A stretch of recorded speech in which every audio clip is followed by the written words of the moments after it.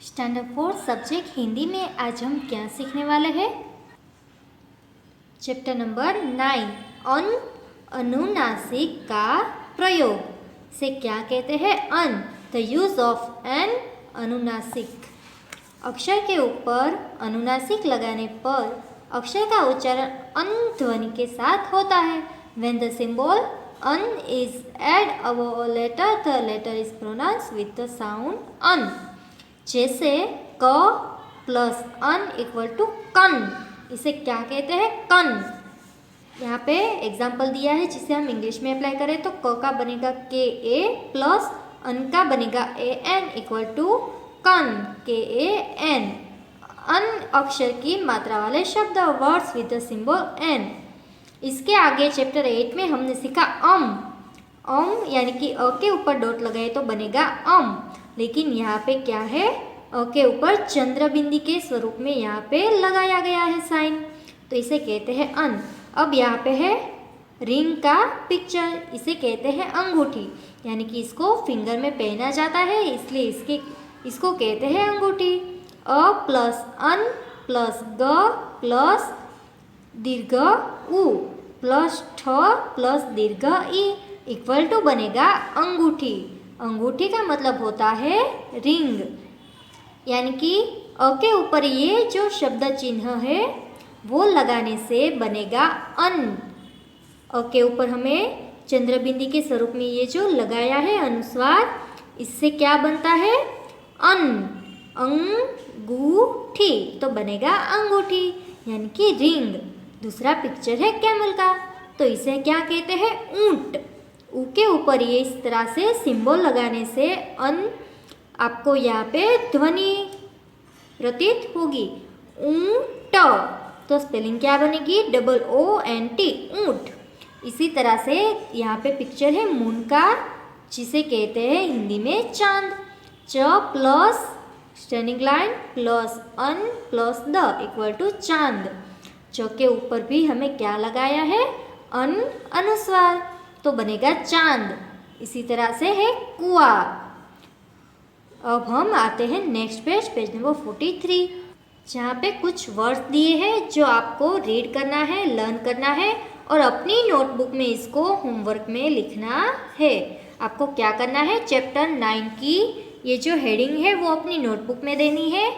उसके बाद यहाँ पे ये जो हेडिंग है read and learn this word, वो हेडिंग देना है और ये सारे जो वर्ड है नोटबुक में लिखने हैं। और इसके बाद नेक्स्ट पेज पे पठन अभ्यास यानी कि रीडिंग प्रैक्टिस में जो पैराग्राफ है वो भी आपको लिखना है होमवर्क में।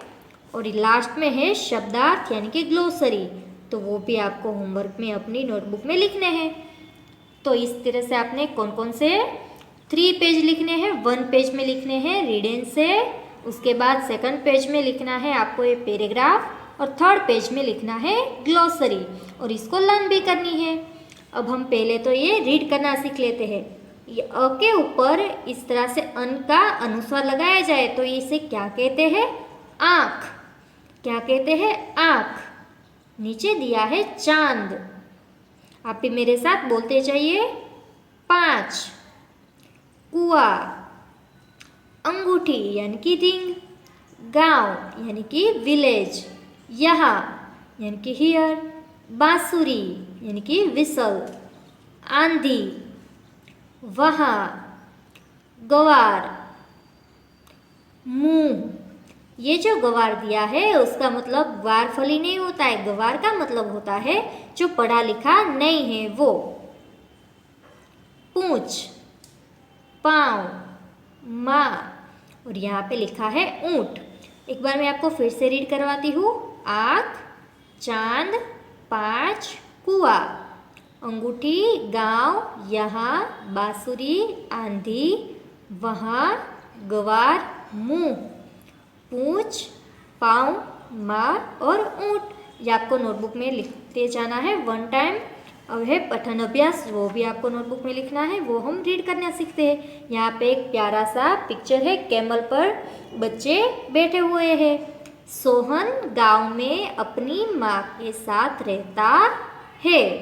सोहन गांव में अपनी माँ के साथ रहता है। सोहन है वो विलेज में अपनी मदर के साथ रहता है। सोहन सुरीली बांसुरी बजाता है। वो बहुत मीठी बांसुरी बजाता है। सुर के साथ उसके 5 साथी है, यानी कि उसके मित्र कितने हैं? उसके 5 फ्रेंड्स है। वे गांव में नदी के किनारे आंख मिचौनी का खेल खेलते हैं। विद्यार्थी मित्रों, ये आंख मिचौनी क्या है? तो इसे कहते हैं हाइड एंड सीक, जो खेल आप बहुत बार खेल चुके होंगे। तो ये जो लड़के हैं सारे, वो अपनी फ्रेंड्स के साथ कहाँ पे आंख मिचौनी का खेल खेलते हैं? नदी के किनारे। उसके गांव में एक ऊंट भी है। वे सब बहुत सुखी है। इस गांव में रहने वाले सारे लोग बहुत सुखी है। वो खुशी खुशी अपना जीवन व्यतीत करते हैं। एक बार हम फिर से ये पैराग्राफ रीड करते हैं।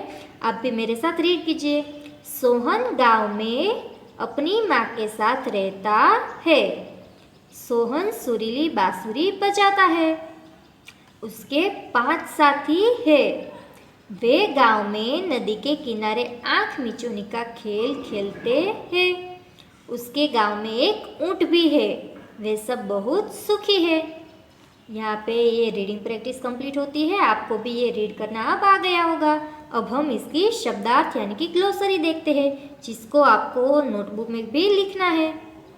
गांव तो उसका मतलब होता है विलेज, VILLAGE विलेज। 5 तो उसका मतलब होता है 5, FIVE।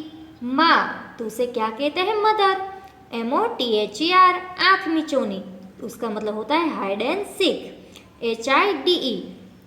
AND and SEEK seek, hide and seek. बांसुरी यानी कि फ्लूट, FLUTE। ऊंट तो उसे कहते हैं कैमल, CAMEL। तो ये चैप्टर 9 आपको जो नोटबुक में दिया है वो लिख लेना है और रीडिंग प्रैक्टिस भी करनी है। आगे की एक्सरसाइज है वो अब मैं आपको बाद में सिखाऊंगी।